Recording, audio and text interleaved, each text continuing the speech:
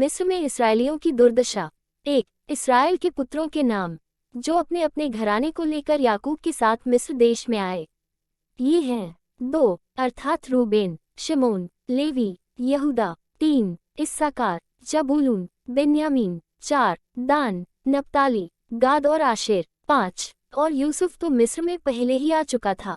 याकूब के निज वंश में जो उत्पन्न हुए वे सब 70 प्राणी थे।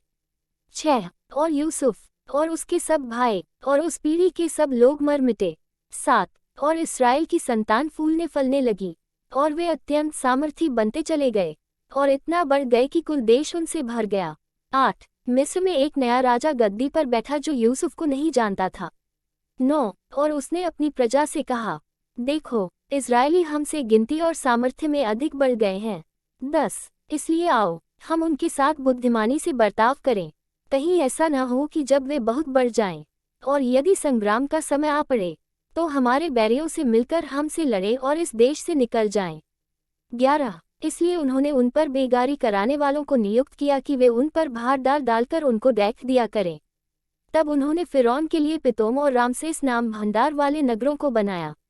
12. पर ज्यों ज्यों वे उनको डैक देते गए त्यों त्यों वे बढ़ते और फैलते चले गए, इसलिए वे इसराइलियों से अत्यंत डर गए।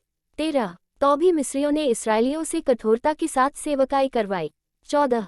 और उनके जीवन को गारे, ईंट और खेती के भांति भांति के काम की कठिन सेवा से दुखी कर डाला। जिस किसी काम में वे उनसे सेवा करवाते थे उसमें वे कठोरता का व्यवहार करते थे। 15. शिप्रा और पुआ नाम 2 इब्री धायों को मिस्र के राजा ने आज्ञा दी। 16. कि जब तुम इब्री स्त्रियों को बच्चा उत्पन्न होने के समय जनने के पत्थरों पर बैठी देखो, तब यदि बेटा हो तो उसे मार डालना और बेटी हो तो जीवित रहने देना। 17. परंतु वे धाया परमेश्वर का भय मानती थीं, इसलिए मिस्र के राजा की आज्ञा न मानकर लड़कों को भी जीवित छोड़ देती थीं। 18. तब मिस्र के राजा ने उनको बुलवाकर पूछा, तुम जो लड़कों को जीवित छोड़ देती हो, तो ऐसा क्यों करती हो?